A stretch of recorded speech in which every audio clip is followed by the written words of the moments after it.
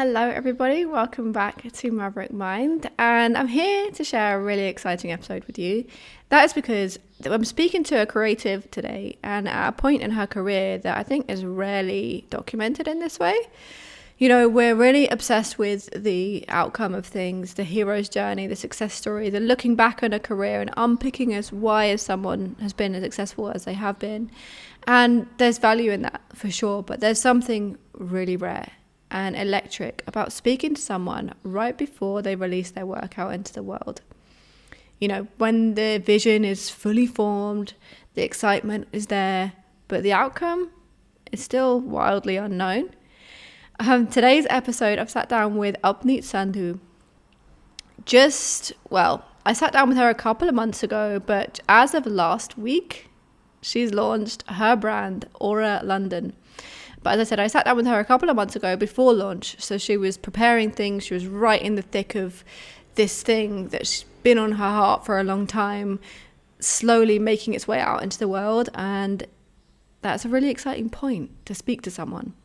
So this is not a retrospective kind of success story. This is a real-time glimpse into the mindset, the tension, and the truth of what it really means to bring something to life.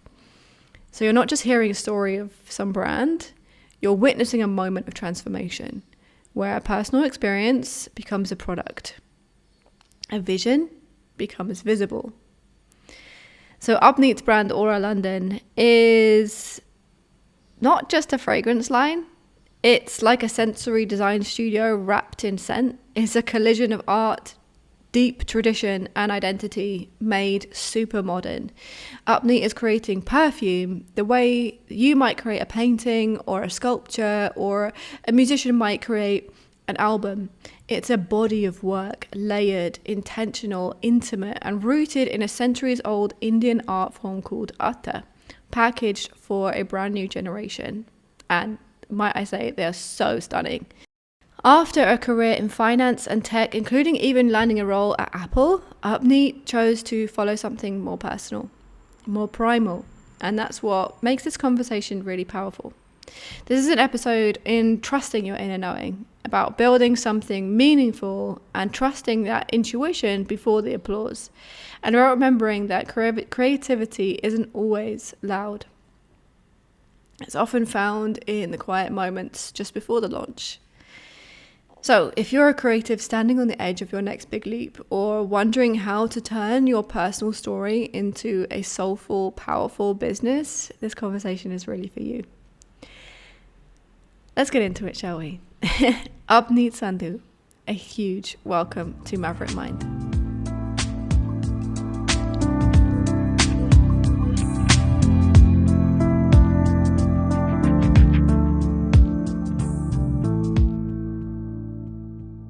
Hey, Apneet, massive welcome to Maverick Mind. I'm so excited to have you on the show.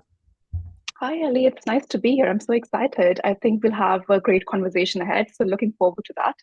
Yeah, for sure, for sure, for sure. Before we dive into every exciting thing that you're doing at the moment, to give everyone kind of a picture of who you are or maybe where you've come from, hmm Yeah. um, where are you from? Or maybe a little bit hmm about your background. And can you remember, like, in your early life, maybe early moments that you discovered hmm that you were into something creative or you found creativity part of who you are? Yeah, definitely. So I grew up in India and I'm from the north of India. So I think in general, like with Asian parents, they just put a lot of emphasis on like being non-creative. So they always want you to go towards like traditional roles like, engineering, doctors, and like all those sort of like maths kind of roles. And so consider like since I grew up in that environment, I was also a bit more like, oh, like if I want to have a career, it would have to be in something like numbers related, like business related, or like, like finance related. But then while growing up as well, like I was always a creative. So like I would participate in like painting competitions, craft competitions, and I would like win like prizes for my school. So I think I always kind of had that in me until like year 10, you could say. But then after that, like as you grow older, like you're about to like, sit exams that would dictate to your university, etc. So then I think you start thinking a bit more about like, okay, I think the creative side, which has existed, now I need to focus on something which is going to actually earn me money in the real world. So I think I picked subjects like economics, business studies, accounting. So I always knew like, okay, I like business, but then my thought process at that time was I was always leaning more towards like, like numbersy kind of things. So I did that in school, and then I ended up applying for university in London because growing up, I just always had this idea. I was like, I'm going to study in London. I don't know why I had that, but it was like always in the back of my mind. And then I think I kind of manifested it. And that's been my journey with most things as well. Like I'll mention that a bit later on, but I really believe in manifestation. It has always worked for me.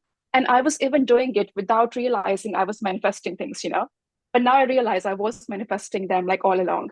So yeah, applied for university in London. I got into Queen Mary.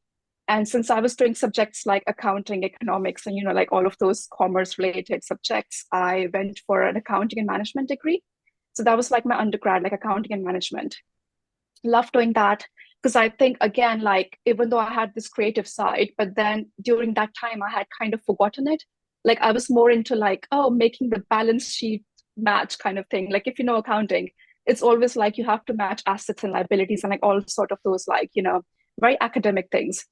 So yeah, during that time, I didn't really do anything too creative. I was part of the fashion society in my university, but then other than that, I think I didn't do anything to like unleash my, I guess, creative side a bit more. And during that time, I actually used to be very interested in entrepreneurship though. So entrepreneurship was something that was like I want to have something of my own in the future. Like I didn't know when, what, or like how. I always knew like even if it's like a small coffee shop, which I don't know, open in my 40s or something, like in the neighborhood. I always knew I wanted to do like something entrepreneurship related. And I think that comes from the fact that my dad's in business as well. Like some of the people I know, they're also in business.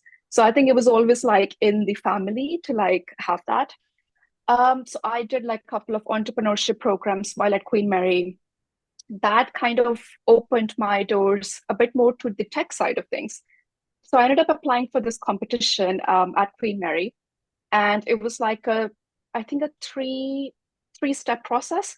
So you had to like do a couple of interviews, then do like a presentation, and basically, if you like pass that, they take you to Silicon Valley for 2 weeks for free.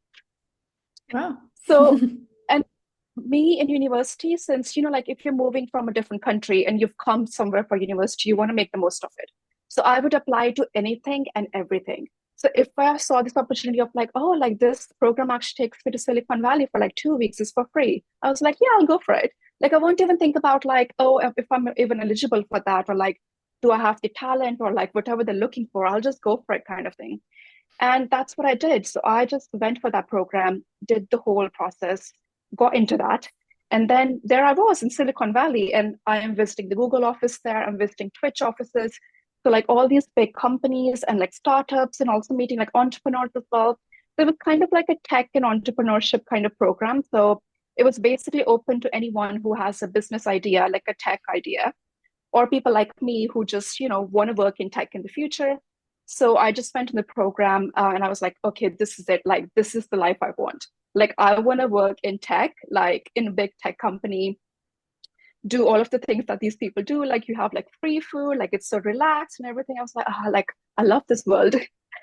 So during that time, it was actually during the end of my third year at Queen Mary is when I went on that program, and kind of like that changed my life. I had already gotten accepted into Imperial, so I had applied for a master's in finance at Imperial, which I got accepted into. But after going on this program, I was a bit like, do I want to do finance? Like, should I just dive right into entrepreneurship? Like, should I just start something now? Like, because I feel so like motivated. I just feel like I have everything I need with me. So I deferred my entry into the master's program at Imperial by 1 year. But then I think at that time, even though like I just didn't know what to do, like I didn't have an idea in mind, kind of thing. I was like, yeah, I see like so many problems around me, but I don't know, like, well, how can I make the world a better place, like through, my contribution, whatever. Could be tech, could be non-tech. Um, in the end, I did go for the master's at Imperial because I was like, it's Imperial. Like, I think I need to go because not many people get accepted into a university like Imperial. So And finance is like, I would say another one of my loves. So like I have a creative side, but I also have a number side. So I feel like let me just try to nurture that a bit more right now. And went to Imperial, did the finance course. But then I always knew I wanted to kind of combine business and finance in a way that I didn't want to go into banking, because banking for me just felt a bit more like very structured, very robotic, and somewhere where you kind of can't give your input. So my idea was, okay, I'm going to land like a strategy role in tech. And this is quite funny. So I wrote like my goals for like the next 5 years. And they were very specific, by the way. They were like start a business, like land a job here. And I actually wrote there, land a job at big tech firms. And I mentioned the name Apple. And you won't believe this. I land a job at Apple. Believe it. So I was like, and I was like, wow, like, and at that time, obviously, I didn't realize how I was manifesting things along the way.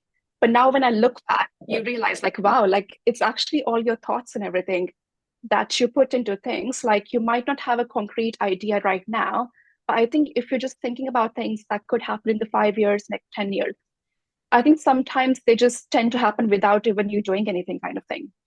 So yeah, I landed the role at Apple. And then, I mean, as I said, like I was like, okay, this is, my dream role, this is like the dream life I always wanted. Like now I'm in a tech company doing a strategy role. It was kind of a bit creative as well because I got into Apple Music. So I was essentially doing strategy for Apple Music. So it wasn't just like, very technical. Like you also had like a creative side to it. Like you would, look into like which content is trending from music point of view, even podcasts, for example. So I used to work very closely with the head of Apple Podcast during my time there. So it was like a very nice, like 1 year contract, which I had. And then it got extended by like 3 more months. But then tech layoffs came in. So I was someone who was affected by that because in a normal scenario, if you join like Apple on this kind of program, it was like a development program for like entry level graduates. So usually they convert you into permanent full time. But with me, because it was end of 2023, we had like layoffs happening in almost every company. And then at Apple as well, at that time, they were having like a hire freeze. So that essentially meant like my contract basically had to come to an end. And then I just had to say bye to my dream role. So yeah, I think that was kind of like the whole background of like how basically it's been before Aura came into being.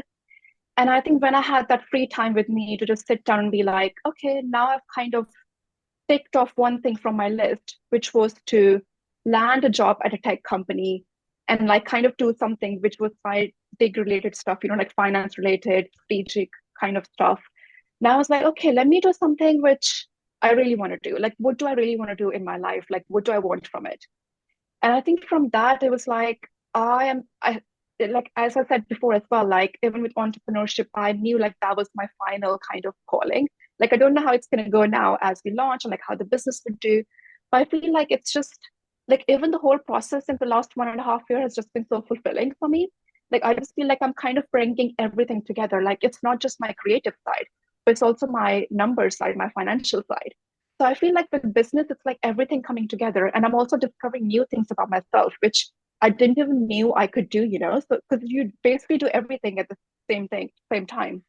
And it's like trying to do like, I don't know, like 5 to 6 people's job. Oh yeah, So it's when you're an entrepreneur, yeah. you have to get comfortable with Mhm. wearing all the hats. You know, Yeah, you can exactly. go from Yeah. designer to social media manager Mhm. to accountant to marketing manager to like CEO within an hour. Yeah, true. It's pretty crazy. And Yeah. I always say like I I say this often because I wish more people would speak about this. And that Hmm. is that when you're trying to put anything out into the world, whether that is a business, whether that's you're just putting your art out there, whether you're trying to share your music and create a fan base, Yeah. it's always a mirror to yourself. Yeah. True. So True. it's like That's very true. whatever happens outside of you or whatever Hmm. blockages you're feeling outside of you are always within you as Hmm. well. So it takes like a certain amount of being comfortable with that confrontation Hmm. sometimes, right? Yeah, true. That's very true, actually. And even like the creative stuff which I do now with the brand, it's like I feel like how I used to feel when I was in high school, like that kind of feeling where you create something and then you like show it to others kind of thing. Yeah. And this is something I hadn't experienced like during my accounting degree, during my finance degree, or during my job at Apple. Like there were some creative elements, but then it wasn't like I kind of hadn't fully unleashed my creative side. Whereas with Aura, like this whole process of building this in the last 1.5 year, it's just been like so fulfilling for me, as I said. But yeah, there's another story of how also Aura came to be and like why I went with this idea, which we can discuss as well. But yeah, Yeah. that's just kind of like my journey like throughout and like why I basically fell into like entrepreneurship. Yeah. Before we kind of go into Aura and the brand as it is now, Hmm. there's something that came up to me when you were kind of telling your story. And Yeah. that is, I've spent a lot of time in India because I'm Hmm. trained as a yoga teacher. I did my yoga teacher training out Oh, there, and I've spent like okay. probably a total of a year there, maybe more, Yeah. doing loads of different Hmm. trips there. And it's Yeah. such an incredible place. And something that I find really interesting about India is because, as you Hmm. say, it's very within the culture, within the parents to kind of Hmm. push kids into the academics, Yes. doctor, Yeah. accountant, dentist, pharmacist, da da da. But Hmm. actually, it's a really creative place, I find. India, Yes. people Yeah. decorate everything. They decorate their tuk-tuks. There's people doing the rangolis outside the houses. There's like powder and festivals and everything everywhere, Yeah.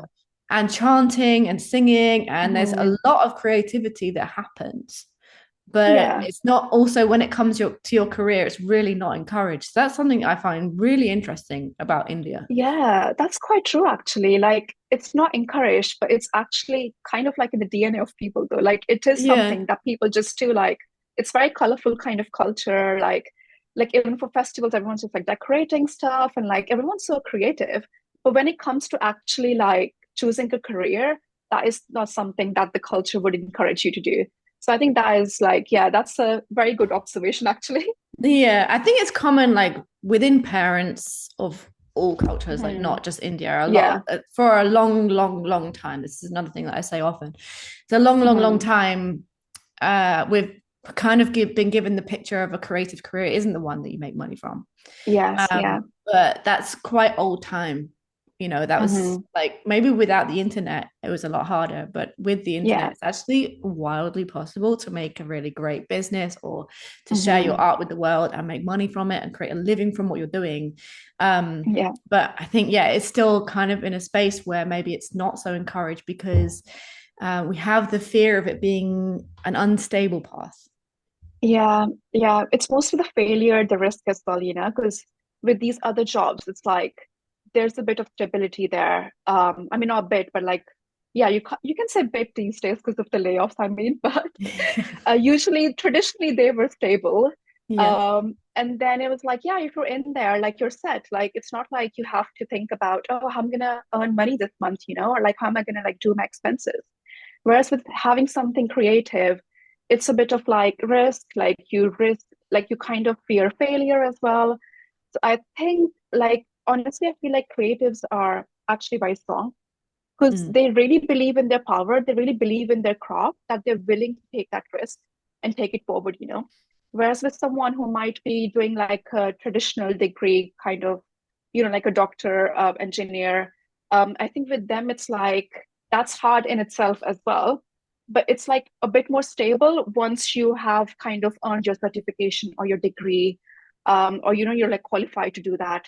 So yeah, I think that's the main difference I see at least. Like even for me, after my job ended, and I started doing this, it has been very unstable in that sense because you start feeling like, oh, like what if this fails? Like, why am I doing this? Or like I believe in this idea, but will other people buy this when this launches? So like you have those doubts in yourself. But then when I look at the product and then when like I just kind of celebrate small wins. So like for Yeah. me, that was like a big part of journey because taking the brand from like just a small idea to then taking it to launch, even in that, there are small wins. Because for a long time, I was struggling to find a supplier, for example. Like, it wasn't the perfume supplier per se. Funnily enough, perfume supplier was very easy to find. Wow. Okay. uh, because I come from the country and I'm like sourcing from there. So I kind of Yeah. have like people who can help me. But it was actually the packaging, which was a very big challenge. Because with these perfumes, I'm kind of trying to do something new where I'm trying to bridge the gap between tradition and modernity. So it's like um, the kind of perfumes that we are bringing, they are natural oil-based perfumes. So like in countries like so in countries in South Asia, Middle East, they are called athars. Um, but in the sense that they are traditional, that they kind of have like a single ingredient. So it would be like a rose attar. So it's like, not very complex. But what I'm trying to do is like, I want to create how it smells like to have a French perfume on, but in this texture where it's more skin friendly, it's alcohol free, and Mm. it just lasts more because of its concentration. So to bridge that, it meant that I had to basically give my perfumers the profile of like what a French perfume is like, and then be like, can you kind of create this kind of formulation, but like in your other form, like in your natural oil-based perfumery. So that was one of the challenges, but we overcame that. Then when it came to packaging, there was another challenge because traditionally these others that are, sold in Middle East, in South Asia, or like some other countries as well, they are always in the gold kind of packaging, right? Eastern looking packaging. And Mm. I kind of wanted to give a spin on that because I was like, for a user like me, like these days you have like a big South Asian diaspora living abroad, or like people from other cultures. I feel like I wanted to give it an identity that I would buy. So like even I'm not a very big fan of like Eastern looking, golden looking kind of aesthetic. Like I'm a more of like a minimalist. I like more pastel aesthetic. So I Mm. kind of wanted to give that kind of look to these traditional authors because I wanted to make it more for the Gen Z, for millennials. So that was like the customer base I had in mind. Yeah, that was one challenge because every supplier I was going to for my bottle and my packaging, if I had to go and buy the stock bottles, they were only available in that gold, Eastern looking packaging, very traditional looking packaging. So it was just really, really hard to find a bottle. But in the end, I found some contact and then we went for the design. And like now we have a design which goes with the aura aesthetic. So that was a big challenge as well. But then again, like whenever I was like accomplishing something like this, like I was celebrating this small when I was like, okay, wow, like this is done now. Now we move to the next thing, which is like, like trying to sort like marketing, like trying to sort like how to make, I guess, product development a bit better. So yeah, it was like honestly a very long process, but when I look back now, I'm like, wow, I'm so glad I did that and learned so much more like along the way, actually.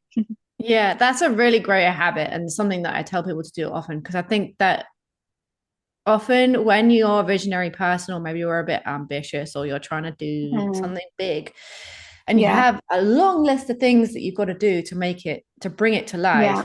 often we can have a win and then it's just like okay, Hmm. next. Like, I Yeah. remember when I had my first business and Hmm. it was a fashion or clothing based business. It was a sustainable clothing brand. And I Yeah. had dreamt about having my own clothing company for like my whole life. And I like without realizing manifested Hmm. this brand being in vogue. I think it was because when I was younger, I used to put loads of pictures from magazines all over my walls and like imagine my brand Yeah. being like one of those pictures on my wall. Hmm. And so this was something that I'd wanted my whole life. And then when I picked up that copy of Vogue and I saw my picture in it, not of me, but of my clothing, Yeah. I was kind of like, oh wow, great. And then just kind of moved on to the next thing, because I had Yeah. like a mountain of million of other things to do. So now Yeah. I always tell people like it's something that really keeps you sane on this journey, I think. Hmm. And a lot of us, especially when you're creative and you're kind of used to being a bit nonchalant about what you're doing, or sometimes a Yeah. bit self-effacing, Hmm. is to celebrate those small things. Like really like give yourself like an over the top pat on the back when you do something small or when something big happens, like being in Yeah. Vogue, because it really does keep you going. Because otherwise you can just feel really overwhelmed with everything that you have to do Yeah, and true. not really encourage yourself to keep going sometimes, I think. Hmm. Yeah, that's very true. Yeah, so it's always good to celebrate the small wins. No, but that's amazing though. You actually made it to Vogue. And like Yeah. now we can celebrate it for sure. Yeah. Like Yeah. since I think, and I got it, and I was like, I kind of caught myself maybe a few Yeah. days later of like, wait a minute, But it's also like not just any issue of Vogue. It was the September issue of Vogue, which was like the most important one. Hmm. And it was guest Yeah. edited by Meghan Markle. This was like the year that Meghan Oh, and Harry got wow. married. So I was like, Yeah. actually, this is like a really important issue of Vogue. It's like, hold up now. Like, can you just check yourself and celebrate a little bit? And I Yeah. think that was kind of when I realized, like, actually, instead of always being so hard on yourself and always thinking about how things could be better and always thinking about how you can refine things, Hmm. you can want to refine things and want things to be better and want things to happen faster at the same time as honoring where you are and at the same time Yeah. as celebrating where you are and something hard that you've just done, even if that hard thing is just like sending an email to a supplier Hmm. or something Yeah. like that. It's a Hmm. big thing, it's Yeah. a step along the journey. Yeah, true. And I think it's always just good to look back as well. Like if you feel like, okay, I'm feeling very stuck now.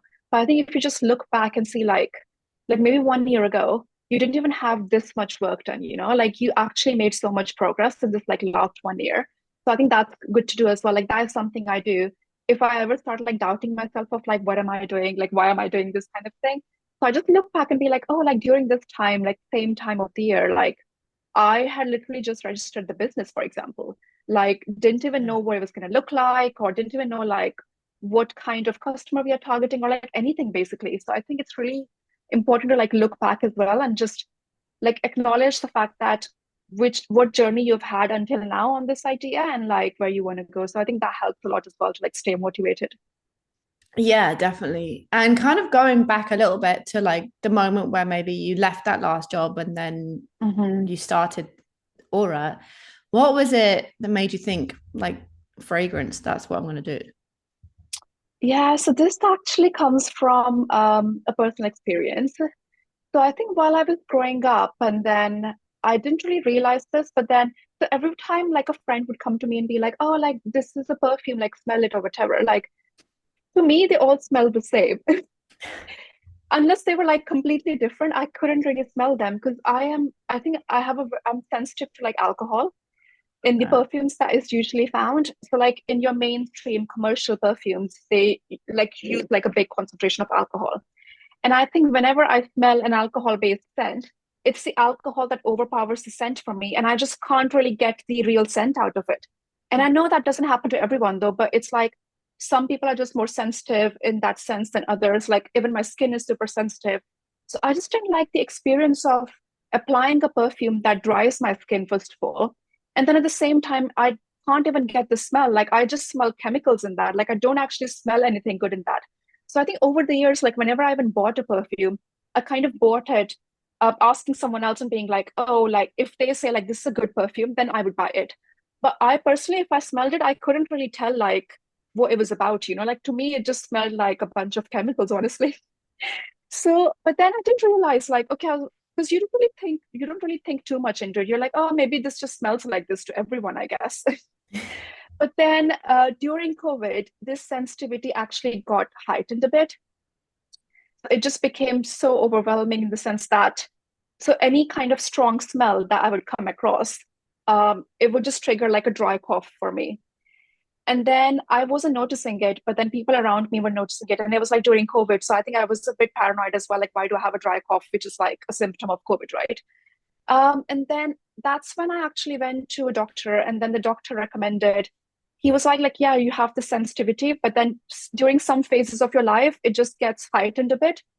So just make sure like you don't go near the strong smells, like even like a strong cooking smell, for example, or like strong like could be like any smell, like bad smell or good smell. Like just don't try to go near it. Like it'll just like be fine then, and just take the medications for a bit.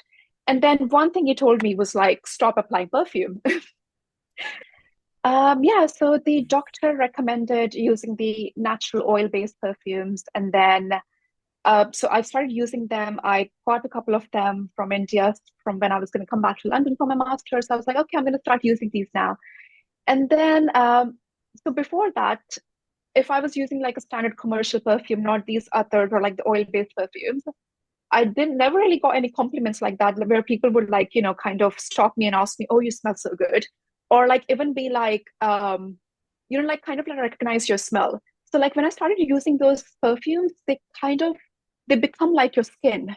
Because they're like oil based, right? Like when you apply them on your pulse points, they really like go deep into your skin and they kind of become your smell. Whereas with the other ones, the alcohol ones, they kind of form a bubble around you, but it Right. evaporates then.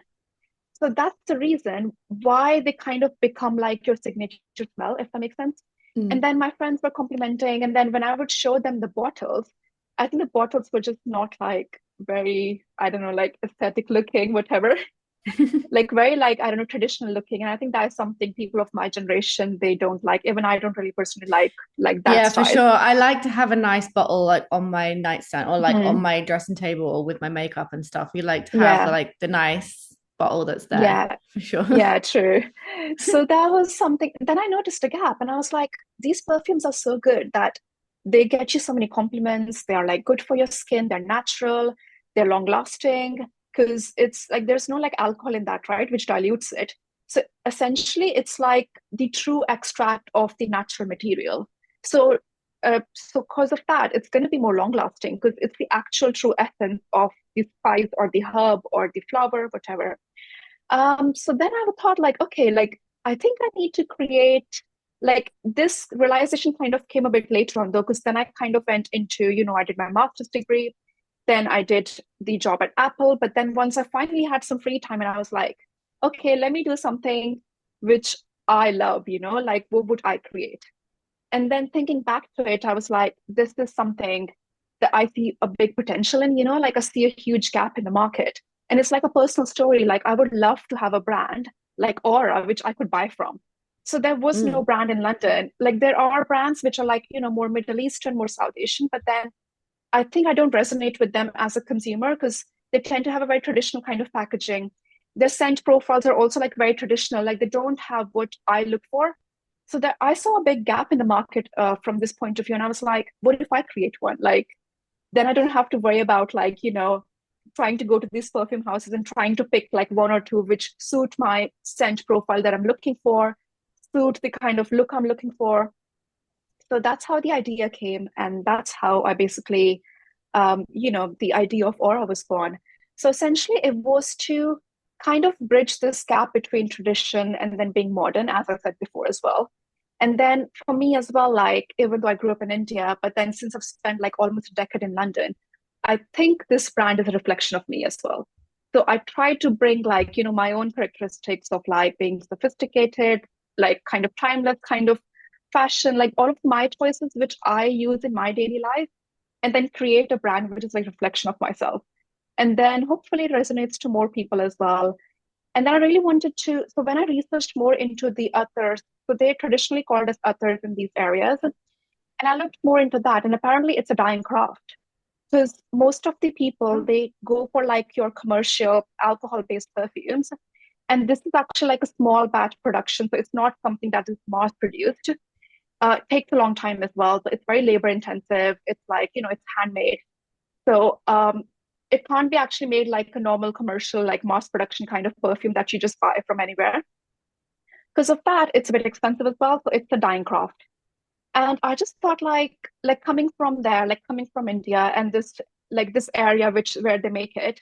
I'm not from there though, but like when I researched more into it, I was like, I feel like this craft is like it's so valuable, it's so luxurious, like it should be brought to the main world stage kind of way. And then bringing that to the West to a city like London felt like the right thing because if you think about London now, London is like a mixture of so many cultures now. Like it's not just Yeah. like one culture.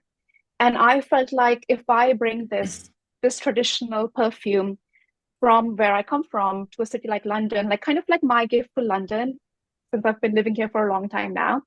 So that just felt like so right as well. And I think that is one of the main motivations as well. And I really love how in London, like people embrace other cultures so much. Like you see things like matcha, for example, trending so much, or like the famous foods in London are like not even like from the British culture. So I Oh feel like no. this is a city. Yeah, it's a city where different things from around the world they come together, they're appreciated, and people really appreciate like handmade things, like natural, sustainable things.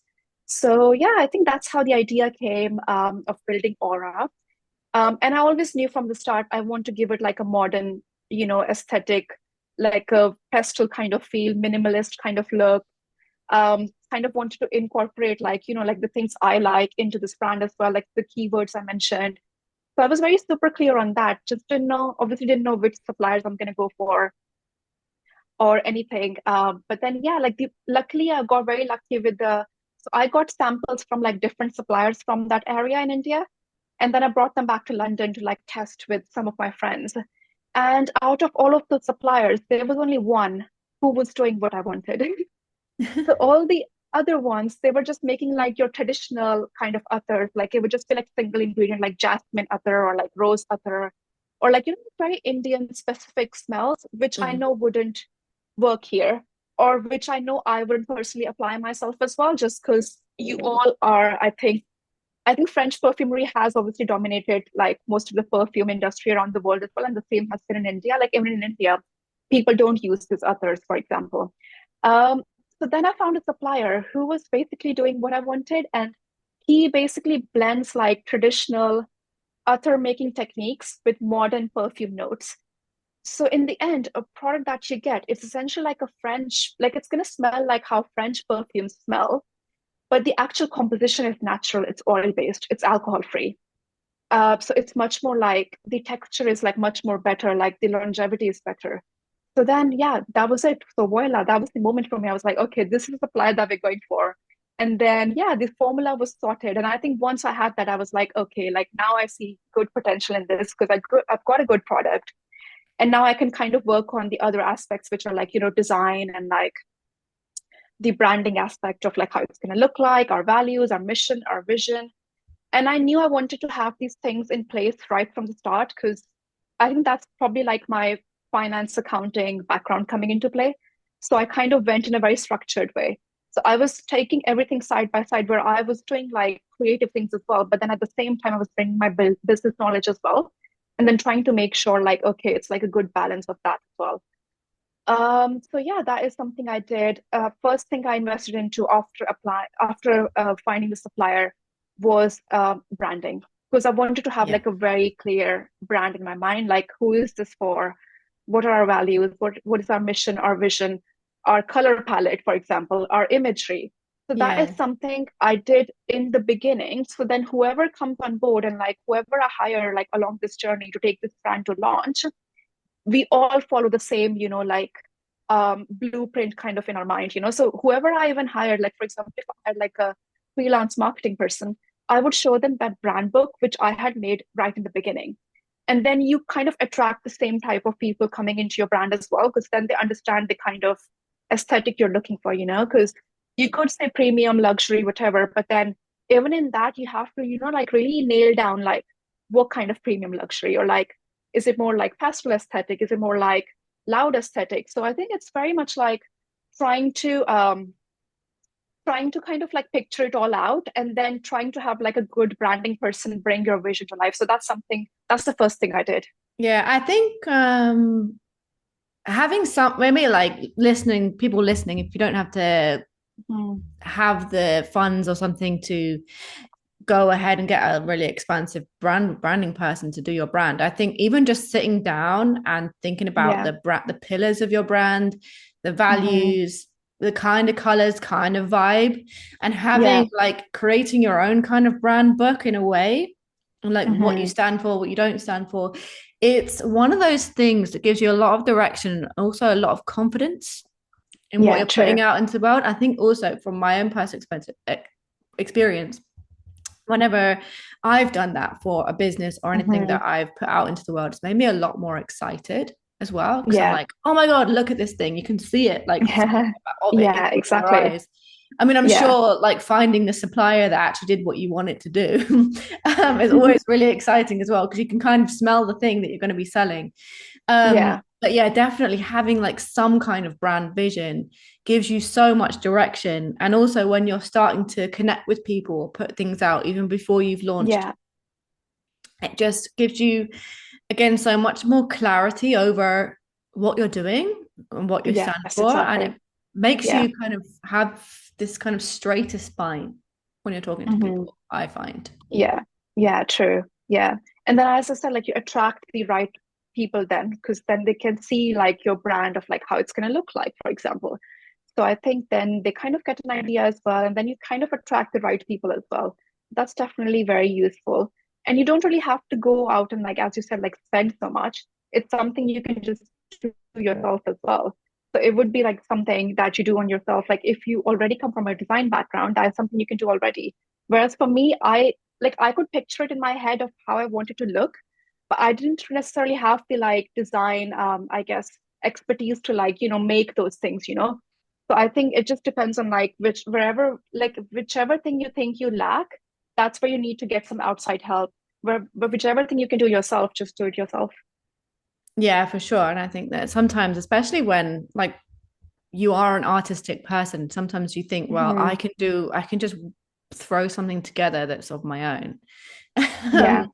And there's kind of a balance. Like sometimes you need to do that, and sometimes you have to just go ahead with what you got. But if you can Yeah. get someone, even a friend who is a graphic designer or even a friend who works in marketing or branding to look over what you're doing, sometimes that Yeah. can really help just to give you little pointers of, actually, if branding or marketing's not your zone of genius sometimes.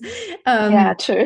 because I remember with Yeah, my first luckily. business, I Yeah. created the logo myself, the first logo I created myself. And it was like, it was actually something I saw on a wall in India, and then I like Hmm. made it into a logo. And then what I had that kind of before I launched, I was running with that Hmm. logo. And then I decided actually I want to go big or go home. And I wanted to go with an actual graphic designer. And I hired someone, and it Yeah. cost me a lot of money. And she was Yeah. like, are you sure about this logo? She was like, how about this instead? I was like, okay, that's way better. All right.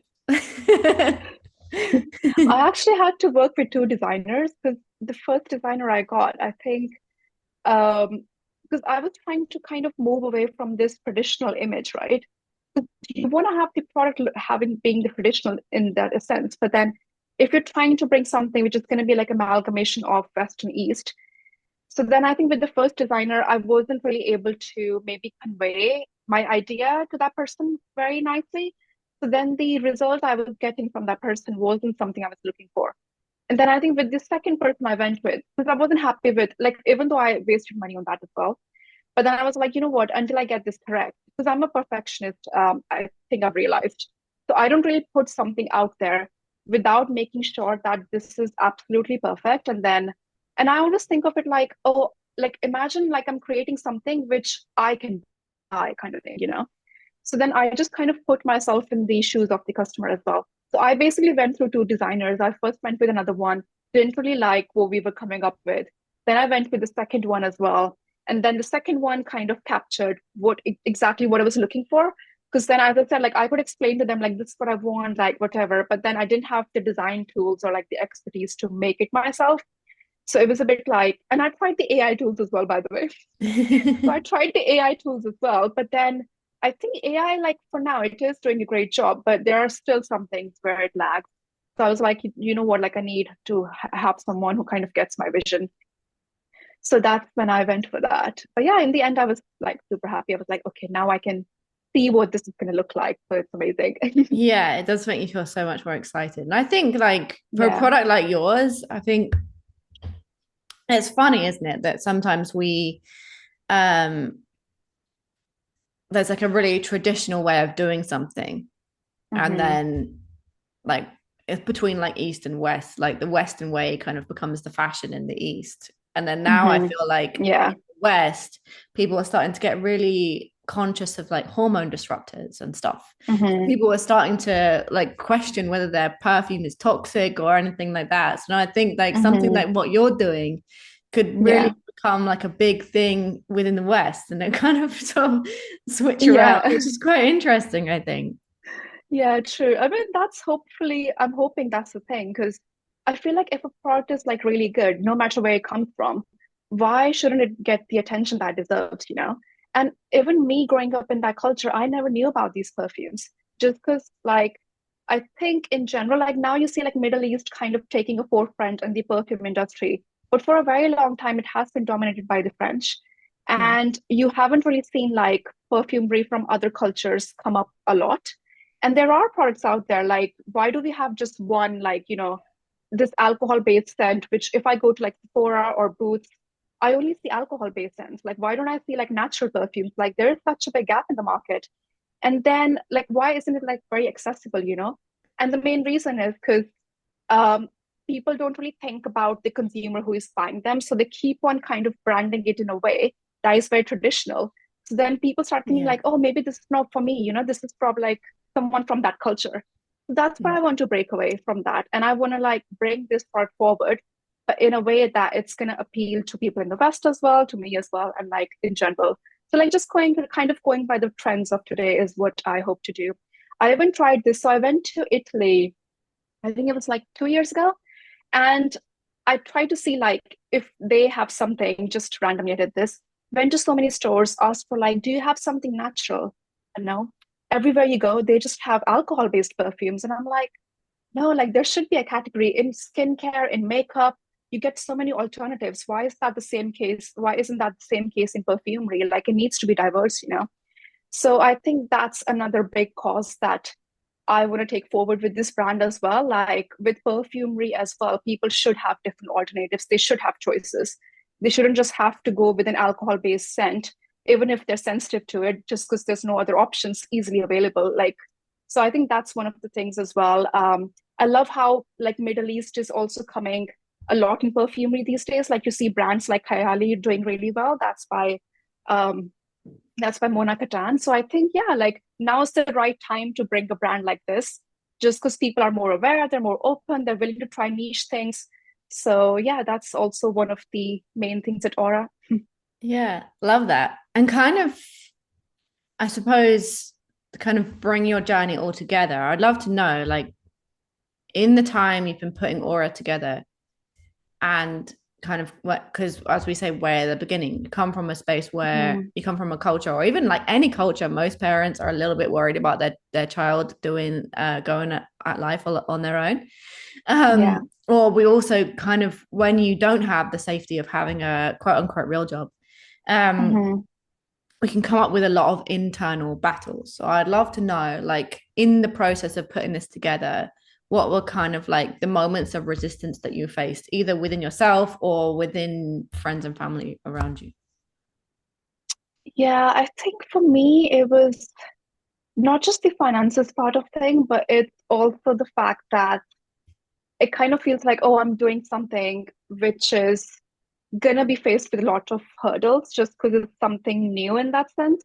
So I think that is something as well, which because people would ask you like, oh, there are so many perfume brands, like why would they buy yours kind of thing.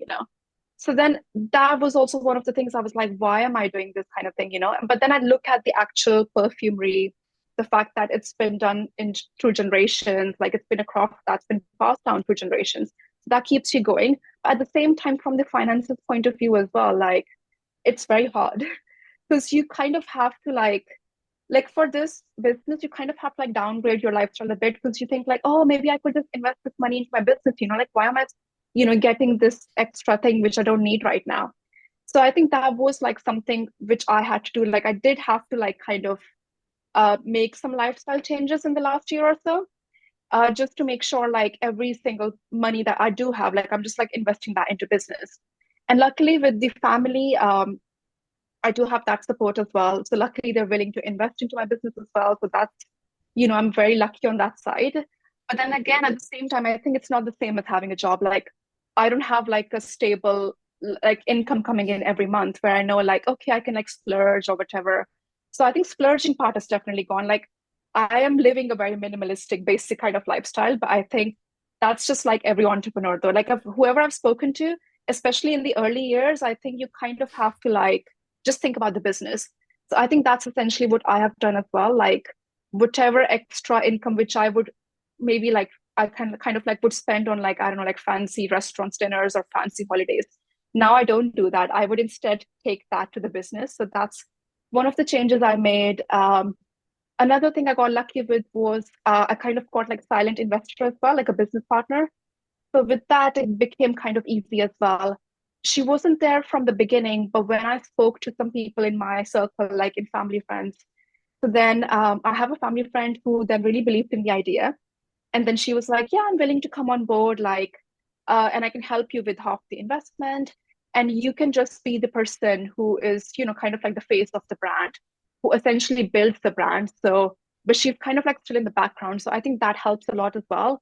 Um, so I would also recommend for someone, if you feel like even financially or like even from like a advisory point of view, don't shy away from like reaching out to people and trying to find a business partner because even that helps a lot. Mm. And for me, it's perfect that way because I feel like half the things that I've done now with launch, I wouldn't have thought of if I didn't really have her like as an advisory person that I could go for, like kind of like a mentor as well. Because this person, she's like more experienced than me. She already runs like two businesses. So I think with that, like with my creative, my vision for the brand, and then with her experience of like actually running a business, it's like a solid team. So I think that helped me a lot as well. Yeah, I would say like networking is the best way. Like even for so when I was testing my perfumes as well, I was testing like friends of friends of friends. And then even they would give me like so many pointers or like so many leads or something, and that would actually help me in actually building the brand as well. So I would say like when you're doing this journey, don't kind of just isolate yourself from everyone.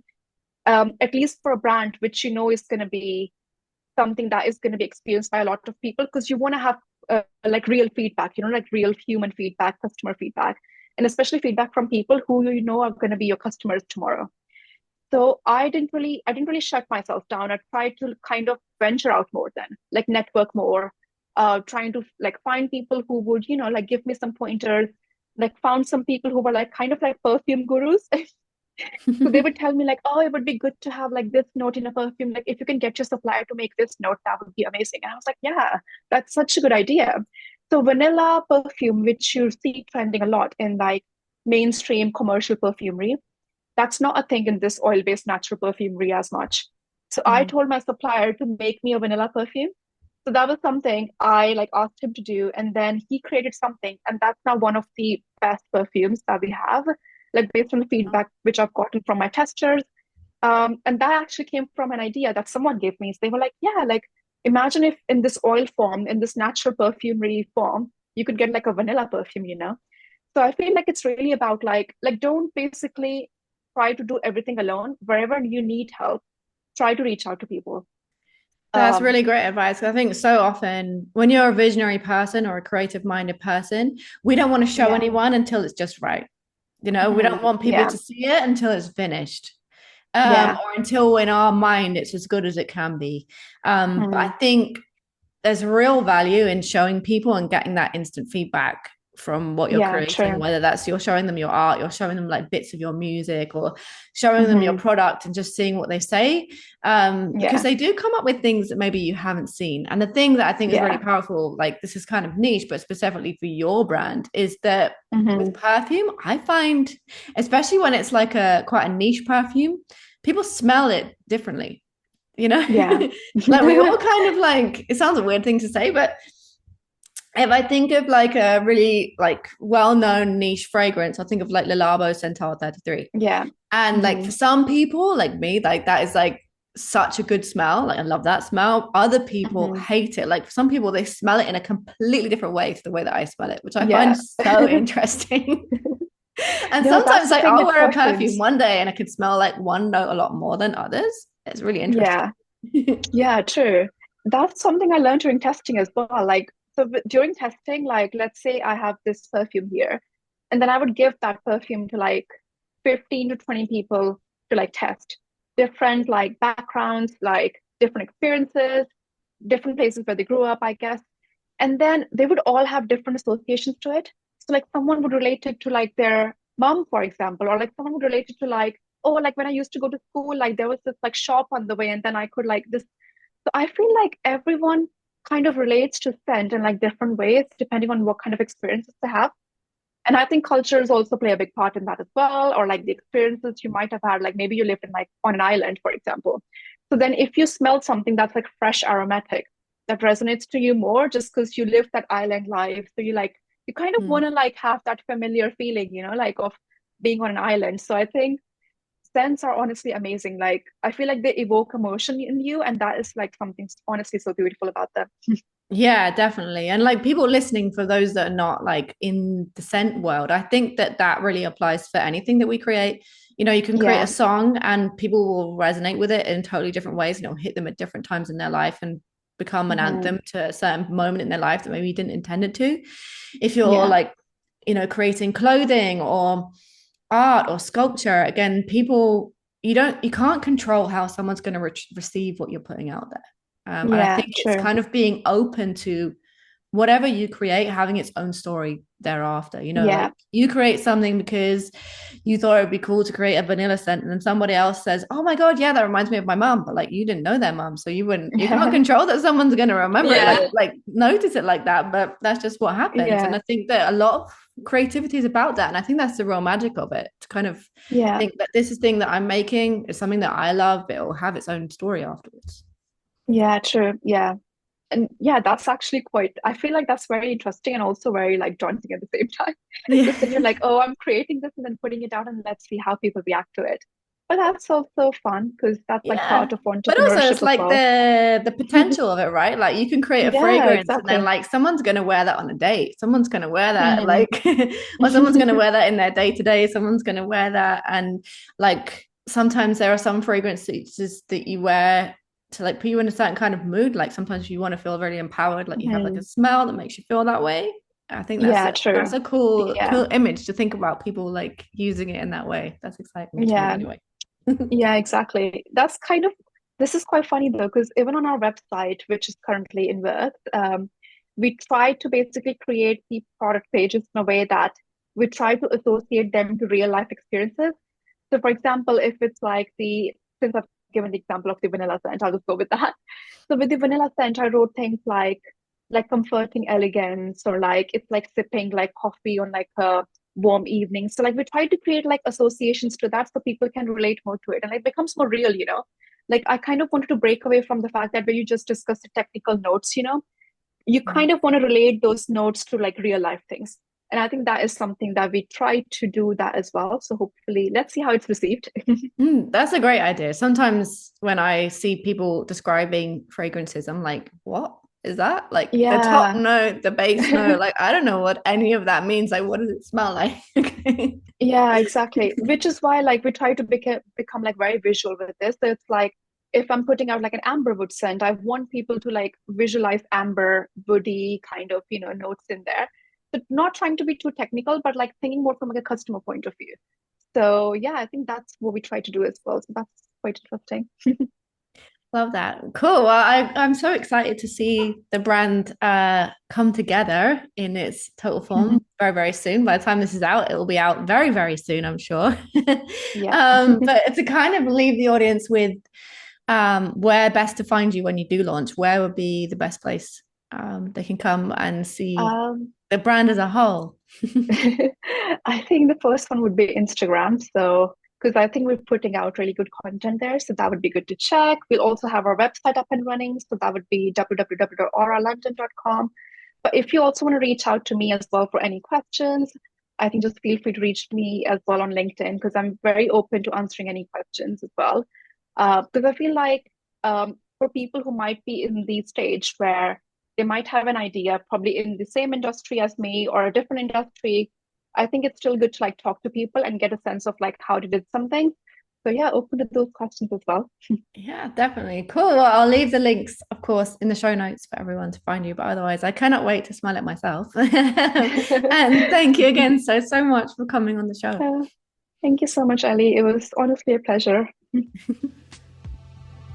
Thank you so much for joining me for this episode of Maverick Mind. I hope that you've loved it, and if you have, I would appreciate it so much if you would subscribe and write a 5-star review on wherever you're listening to this podcast from. If you'd like to keep the conversation going, I invite you to join me over on Instagram at maverickmindco or on my website maverickmind.elliefoden.com. And I'll see you in another podcast very, very soon.